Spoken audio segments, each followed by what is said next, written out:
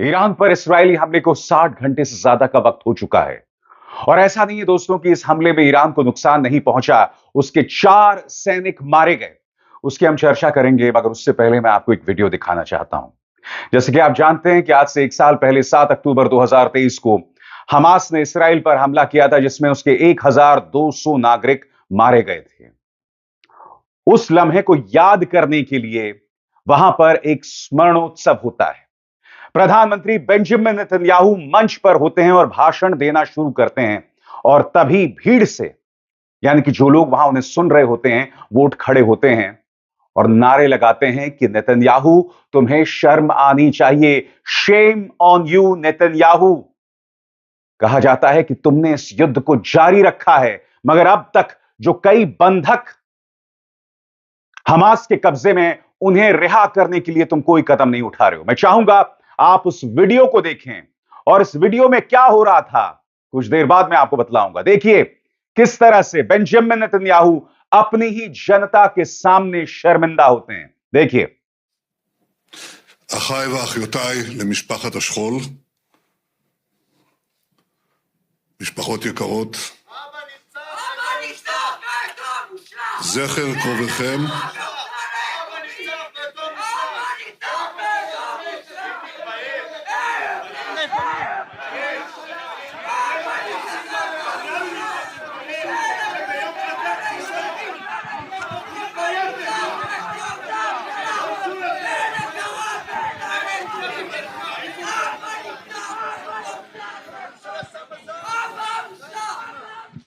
सरल शब्दों में यहां क्या हो रहा था उसे मैं बयान करना चाहूंगा आपकी स्क्रीन पर।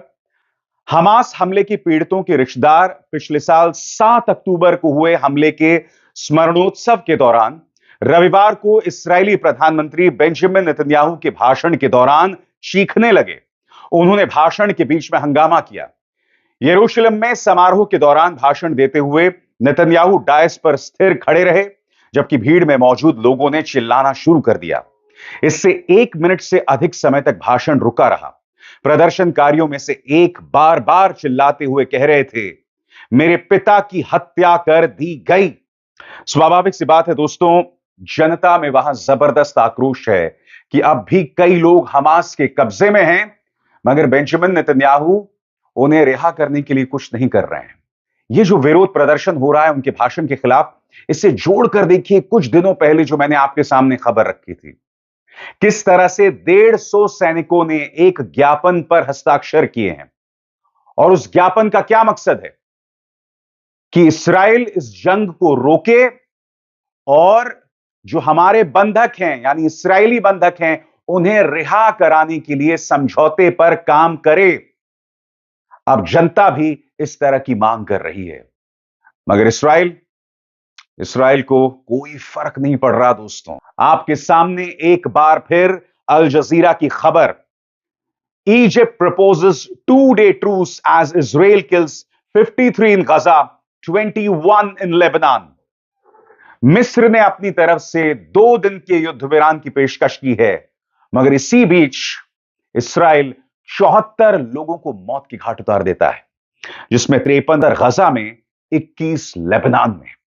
जी हां, इस्राएल थमने का नाम नहीं ले रहा दोस्तों। उसने तमाम हदों को पार कर दिया। जैसे मैंने आपको बताया, 53 गजा में, 21 लेबनान में, और इनमें से अधिकतर बेकसूर नागरिक हैं जिन्हें मारा जा रहा है। बेंजामिन नेतन्याहू पर कोई फर्क नहीं पड़ रहा दोस्तों। इस बीच अब से ठीक 60 घंटे पहले सुबह 2:15 यानी भारतीय समय के मुताबिक 4:15 बजे ईरान पर जो हमला हुआ था, उसमें स्पष्ट हो गया है दोस्तों, ईरान के 4 सैनिक मारे गए थे। इस बात की पुष्टि किसी और ने नहीं, मेजर जनरल हुसैन सलामी ने की है, जो कि कमांडर इन चीफ हैं ईरान के इस्लामिक रेवोल्यूशनरी गार्ड कोर के। उन्होंने 4 सैनिकों की मौत पर सांत्वना व्यक्त की है, सहानुभूति जतलाई है, जैसा कि IRNA की यह खबर बतला रही है। मैं आपको बताना चाहूंगा दोस्तों, IRNA जो है वो ईरानी न्यूज एजेंसी है, और जाहिर सी बात है दोस्तों, जो खबर ये लोग ईरान के बारे में बता रहे हैं उसे नजरअंदाज नहीं किया जा सकता, उसे प्रोपेगेंडा करार नहीं दिया जा सकता। स्वाभाविक सी बात है, IRNA अपने ही देश के खिलाफ क्यों कोई खबर प्रसारित करेगा। और इसमें ईरान अब मान रहा है कि उसके 4 सैनिक मारे गए हैं। एक और वीडियो वायरल हो रहा है दोस्तों, जो ईरान के कई पत्रकार वायरल कर रहे हैं। बताया जा रहा है दोस्तों, इस वीडियो में सुप्रीम लीडर खामेनी दिखाई दे रहे हैं और यहां पर वो मुलाकात कर रहे हैं उन परिवारों के साथ, 4 सैनिकों के उन परिवारों के साथ जो इस हमले में मारे गए। मैं चाहूंगा आप इस वीडियो को देखें, फिर मैं उसकी चर्चा करता हूं। سر نمازاتو کنم دعا کنیم امسال کنکور دارم دعا کنیم انشاءالله که در کنکور قبول بشید با رتبه بالا. سلام علیکم. سلام علیکم. لطفا میشه به من 2 تا انگشتر بدید؟ 2 تا ما چیکار کنیم؟ یا برای برادرم من یکی هم آقا این چون یکی برای خودش میشه یکی برای برادر. میشه یه انگشتر به ما بله میشه. یه چفیه بهشون بدید. چطوری پسرم؟ दोस्तों स्वाभाविक सी बात है, इस वक्त ईरान के सामने जबरदस्त धर्म संकट है और वो धर्म संकट क्या है उसे ध्यान से सुनिएगा दोस्तों। पहली बात, जब इस्राइल हमला करता है तो ईरान ने क्या दावा किया था, उसका कोई नुकसान नहीं हुआ है, उल्टा इस्राइल की खिल्ली उड़ाई जाती है। अब 4 सैनिकों की मौत की खबर सामने आ गई है। ईरान के सामने चुनौती है कि क्या वो इस पूरे मामले को एस्केलेट करे, यानी कि और बढ़ाए, या जैसा चल रहा है उसे चलने दें, क्योंकि यहां पर बात उसके अहम, उसकी अस्मिता की भी हो रही है। अगर वो जवाब नहीं देता है तो कहीं ना कहीं वो अपने 4 सैनिकों की मौत का बदला नहीं ले रहा है, और अगर वो जवाब देता है तो स्वाभाविक सी बात है इस्राइल इसका भी जवाब देगा, और इस्राइल इसके बाद क्या जवाब देगा हम नहीं जानते हैं, क्योंकि बेंजामिन नेतन्याहू तमाम हदों को पार करके हमला कर रहे हैं। उन्हें इस बात की परवाह नहीं है कि इस्राइली हमले में कितने बेकसूर मारे जा रहे हैं, किस जगह पर उनका बॉम्ब गिर रहा है, किस जगह पर उनके लड़ाकू विमान हमला कर रहे हैं। स्वाभाविक सी बात है, अगर यहां पर ईरान जवाब देता है, जिसकी गुंजाइश हर गुजरते दिन के साथ बन रही है, तो स्वाभाविक सी बात है दोस्तों, हालात और गंभीर हो जाएंगे। इस बीच जनरल सलामी ने जो अपना शोक संदेश दिया है, अंग्रेजी में वो कुछ इस तरह से है, I offer my condolences to you, the courageous army commanders and staff as well as the honorable family of the martyrs। साफ तौर पर कह रहे हैं कि मैं अपनी सहानुभूति देता हूं उन वीर बहादुर ईरानी सैनिकों को जो इस हमले में मारे गए।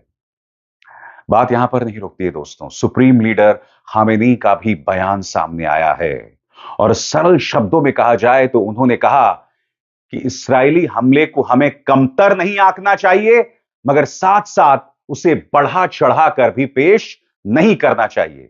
अपनी शुरुआती प्रतिक्रिया में खामेनी ने क्या कहा, आपकी स्क्रीन पर।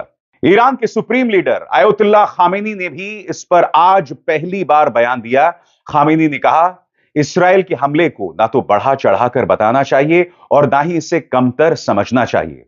उन्होंने कहा, इस्राएल को ईरान और उसके युवाओं की ताकत समझाना जरूरी है। यह अधिकारियों पर निर्भर करता है कि वो इस्राएल को ईरानी जनता का संदेश कैसे देते हैं। अधिकारी ऐसे कदम उठाएं जो देश हित में हो। अगर आप खामेनी के इस बयान पर गौर करें तो वो इस बात पर जोर दे रहे हैं कि वो ऐसा कदम उठाएं जो देश हित में है। खामेनी यहां स्पष्ट तौर पर नहीं कह रहे हैं कि इस्राएल पर हमला करें, हालांकि वो ये भी कह रहे हैं कि इस्राएल को यह समझाना बहुत जरूरी है कि यहां के युवाओं की ताकत क्या है। यानी कि कहीं ना कहीं यहां पर एक बैलेंस का खेल खेलते हुए नजर आ रहे हैं ईरान के सुप्रीम लीडर खामेनी, जो ये बतलाने की कोशिश कर रहे हैं कि जवाब भी देना चाहिए, मगर हम कोई ऐसा कदम ना उठाएं जिसका नुकसान ईरान को हो, यानी कि इस्राएल कुछ ऐसे हमले करे जिससे उसे नुकसान पहुंचे।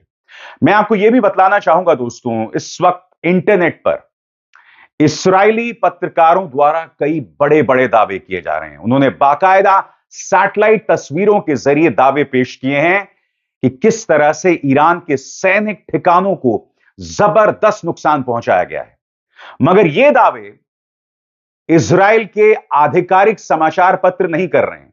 इसीलिए मैं उन दावों पर तरजीह या अहमियत नहीं देना चाहूंगा। खामेनी ने और क्या क्या कहा दोस्तों, अंग्रेजी में उनका बयान आया है उनके अपने ट्विटर हैंडल या एक्स हैंडल पर, साथ साथ मैं इसका हिंदी में अनुवाद करता चलूंगा। सबसे पहले उनका यह बयान, we must make the Zionists understand the power of Iranian people. यहां पर खामेनी कह रहे हैं कि हमें यहूदियों को समझाना पड़ेगा कि ईरानी लोगों की ताकत क्या है। यही नहीं, खामेनी कहीं ना कहीं संयुक्त राष्ट्र से नाराज दिखाई देते हैं। वो संयुक्त राष्ट्र जो हाल के दिनों में इस्राएल की बर्बरता पर लगातार टिप्पणी करता रहा है, उसके खिलाफ बोलता रहा है। हालात ये हैं कि फलस्तीनियों के लिए जो संयुक्त राष्ट्र की संस्था है, अब इस्राएल न सिर्फ उन पर हमला कर रहा है बल्कि उन्हें हटाने की योजना भी बना रहा है। खामेनी किस तरह से संयुक्त राष्ट्र से नाराज हैं, उनका बयान आपकी स्क्रीन पर। International organizations like the United Nations truly aren't doing their duty with regard to the issue of confronting the Zionist regime. यहां पर वो कह रहे हैं कि संयुक्त राष्ट्र जैसी जो अंतर्राष्ट्रीय संस्थाएं हैं वो अपना काम नहीं कर रहे हैं, खासतौर से जो यहूदी रेजीम है, यहूदी शासन है, उस पर कैसे काबू पाया जाए। उसके अलावा दोस्तों, लंबा चौड़ा बयान यहां पर आप खामेनी का देख सकते हैं जो उन्होंने अपने एक्स हैंडल पर दिया है। वो क्या क्या कह रहे हैं आपके स्क्रीन पर। सबसे पहले वो कहते हैं, Zionists are making a miscalculation with respect to Iran, यानी कि जो यहूदी हैं वो ईरान को लेकर बहुत भारी गलती कर रहे हैं। वो ईरान को नहीं जानते हैं, वो नहीं जानते कि हमारी ताकत क्या है और ईरान की जनता की प्रतिबद्धता क्या है। उन्हें हमें ये तमाम चीजें समझानी होंगी। यानी कहीं ना कहीं खामेनी यहां पर जवाबी कार्रवाई की ओर इशारा कर रहे हैं।